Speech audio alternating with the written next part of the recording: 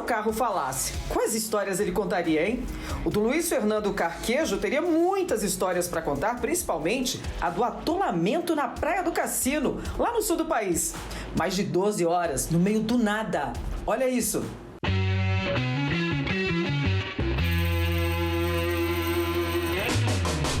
Ele já passou por todos os lugares que você possa imaginar. Água, mar, estradas de areia, até dirigir no gelo. Por falar em gelo, olha essa história. Luiz Fernando Carquejo é um velho conhecido no assunto. Off-road, instrutor há mais de 3 décadas nessa categoria, colocou muito pé na lama, se é que me entendem. Mas desta vez a nossa história do Se Meu Carro Falasse começa a menos 26 graus Celsius. Ui! Carquejo, se o carro falasse naquela madrugada, o que ele diria, hein? Eu acho que a primeira coisa que ele ia fazer era reclamar do frio. Embora, né, um carro que tá lá na Suécia, que é esse que tá aí no fundo agora, ele já está acostumado com o frio, mas a gente pegou uma das noites mais frias daquele ano de 2017, né? Foi uma friaca danada.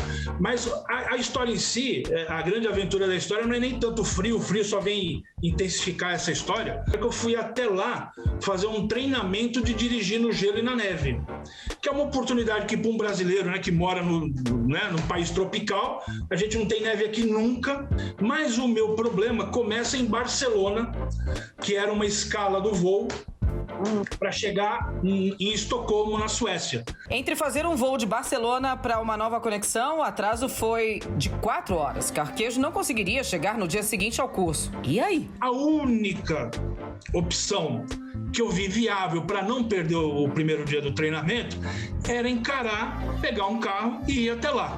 Primeiro problema, nós estamos falando de 900 quilômetros de distância. A gente está falando de distância São Paulo-Brasília, né? São Paulo-Goiânia, São Paulo-Vitória. Estamos falando aí de 10 horas fácil, 11 horas de estrada. O problema era que ele não estava no Brasil e nem nas estradas daqui. Situação que ele bem conhece. O que enfrentou pela frente foi pura emoção, frio, muito frio e pisos escorregadios. E não foi por falta de aviso dos moradores locais, hein? Aí eu comentei dessa hipótese com o cara do balcão da companhia aérea, ele falou, olha, se eu fosse o senhor, eu não iria. Aí eu perguntei para um outro, ele falou, eu também não iria. Tinha um cara lá no balcão também, tentando resolver um outro problema, um passageiro também tentando resolver um outro problema. Ele falou, olha, eu conheço aquela região, eu não iria. Eu falei, gente, mas aí eu vou perder o treinamento. Eu falei, meu Deus do céu. Nem precisa dizer que ele não ouviu ninguém, e foi assim mesmo. E o frio só aumentava. Conforme as horas foram passando, eu saí de Estocolmo com mais ou menos ali 7 graus negativos, 7, 8 graus negativos, e foi piorando, 11, 12, 15. Quando foi dando o final da noite e o início da manhã, porque é bom lembrar que lá no inverno o sol vai se levantar por volta das 9h30, 10 horas da manhã. Então, 8 horas da manhã lá é como se fosse uma noite de inverno nossa aqui, 5 horas da manhã, que é aquele horário que o frio tá o pior, né? E aí foi o momento que eu enfrentei o maior frio, que foi menos 26 graus. Depois de 12 horas de estrada de gelo e sozinho, o dia amanheceu. E Carquejo conseguiu cumprir seu objetivo, chegar no curso. Quando contou a história... O pessoal lá do treinamento, né, que já estava sabendo que eu tinha perdido o voo, e eu avisei que talvez fosse fazer isso e tal. Aí eu comecei a ser chamado lá do brasileiro maluco, né? Que atravessou os 900 quilômetros. Teve gente lá no treinamento que falou pra mim, eu não atravessaria isso nem de dia. Essa aventura terminou em final feliz, mas em 2007, Carquejo passou por poucas e boas numa praia no Rio Grande do Sul. Tava vindo embora pra São Paulo, quando resolveu passar por uma praia e chegar até uma duna. Pra pouco mais de 10 da manhã, e a cidade mais próxima dali estava a 16 horas a pé. Essa história começa lá na Praia do Cassino. Pra quem nunca ouviu falar, é só a maior praia do mundo, que fica aqui no Brasil. São 220 quilômetros de extensão.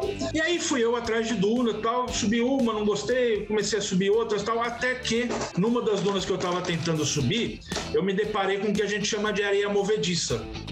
Não é aquela que a gente tá acostumado a ver em filme, que engole gente e tal. Era até uma areia movediça seca, de vez em quando ela pode ser molhada, aquela tava seca, mas é uma areia muito fofa, mas muito fofa.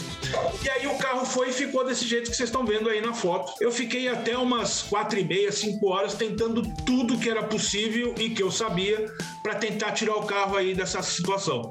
Então cavei, coloquei tapete de borracha embaixo, coloquei o step como âncora para tentar com o guincho tirar o carro. Nada deu certo. Quando percebeu um pontinho de sinal no celular, ligou para sua equipe em São Paulo, que acionou o corpo de bombeiros de uma cidade mais próxima a ele, só que... Ele me ligou, eu consegui atender e tal.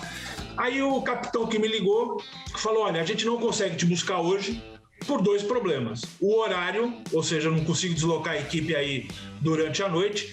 E tem um outro problema mais agravante, que a gente tem alerta de tempestade aí na praia para essa noite, então também não dá para mandar a equipe. Como os bombeiros acionaram o carquejo por rádio amador, uma rádio local ouviu.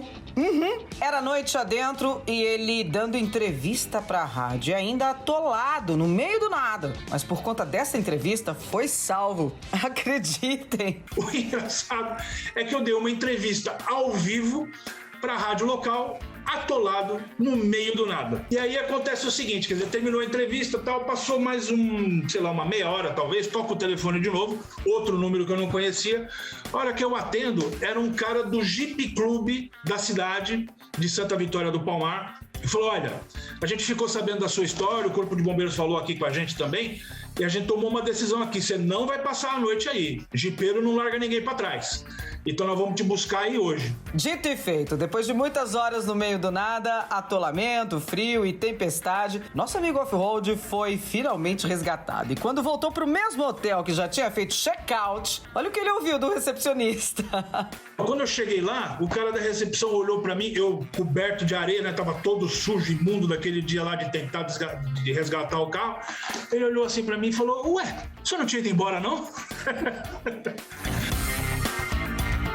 Fernando Carquejo contou só um pouco das suas aventuras dentro dos carros. E aí, curtiu? E se fosse o seu carro, o que ele diria? Conta pra gente. Quem sabe não será a nossa próxima história, hein?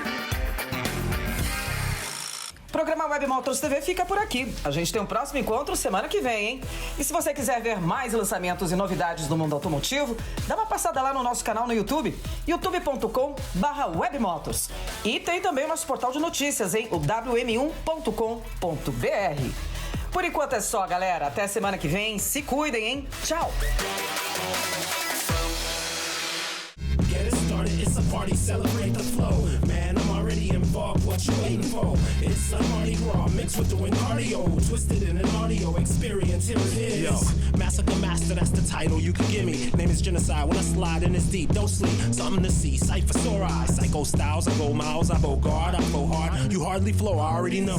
Get it started, it's a party, celebrate the flow. Man, I'm already involved, what you waiting for? It's a Mardi Gras mixed with doing cardio, twisted in an audio experience, here it is.